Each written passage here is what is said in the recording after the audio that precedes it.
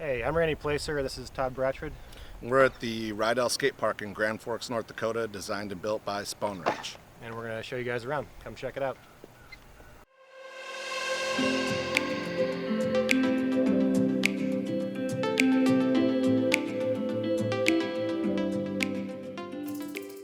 Well, here's the bowl in phase one of the skate park. And when this park was built, only phase one was guaranteed.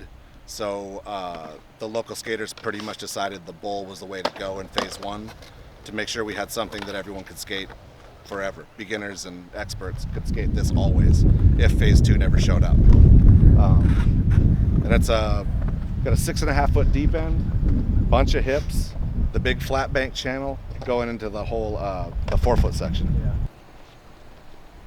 So you got a pretty typical A-frame manual ledge here. It's really good height.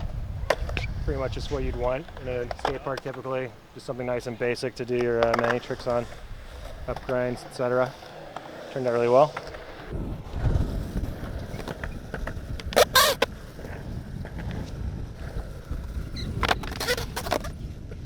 The little flat bank roll in to where soon they're going to extend the street area out another couple feet, add a flat bar and ledge.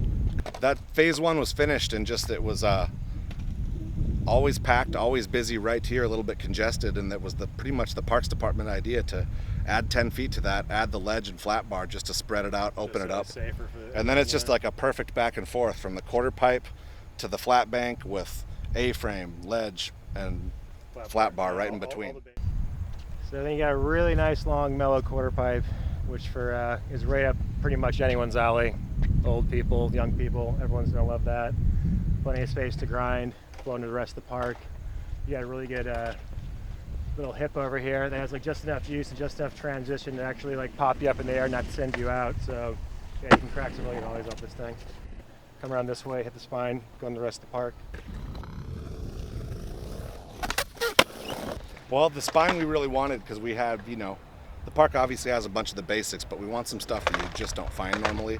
Some truly unique things to skate. I mean, people know spines, but it's fun to have one in a park. Yeah. Yep, the big fat single coping is great for pop over tricks, grind over tricks, yeah, lots of options with that. And just kind of a little bit unique, A lot of people have skated a spine, but you just don't see them that often, and we wanted a couple things that you just don't find. So over here we have, this is all in phase two. Got this nice long deck area, different levels to drop in, different speeds. You got this interesting sort of quasi banked ledge that you can slap into here that's a little bit different than what you usually see at that park. So and coming from over here, you roll in, you get this volcano to kind of direct the traffic wherever it wants to go, open up some lines. You got that to pump off and a smaller little hip over here. Do tricks over, or you use it to get speed to go to the bumped ledges and bumped rails over there.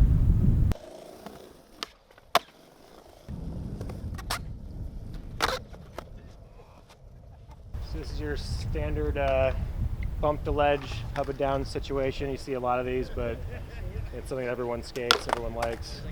Yeah, it's the right height. You don't want it too small because you want to be able to ollie up to it a bit. And then over here, another just very classic skateboard obstacle that's built right, which is what people need and want at a park. You don't want a bunch of random stuff. This is good to have for kids practicing. Down rail, good height, not too high, nice and mellow. Bump to bar, also not too tall. You're gonna hit on the way up or something, but just the right length where the bump actually puts you right on it. You got a little bump to manual here. Good height for a manual, not too low, not too high. You're gonna get up there easy. Go either way. You want to skate a flat manual, go that way into the bank, or you want to skate a bump to manual, go that way. You're cruising. You want to grind it? It's coked. How about that? Over here we got a nice big bank with coping on top. Steep side over here. Then this, right here, there's not really a transition, so you get a nice little wally into that.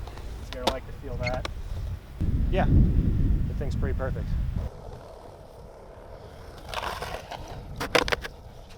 It's good here because you have something that divides the park. You got the bowl over there. The last thing you want is boards flying from the other side of the park into the bowl. People are skating. So this is a good sort of a blocker, but also is skatable. So you can go over and do whatever you want, but at least your board's not going to fly into the bowl. People are skating because it's just dangerous. But And then right here we have the Air Jerbear 10-foot vert wall with tile and pool blocks.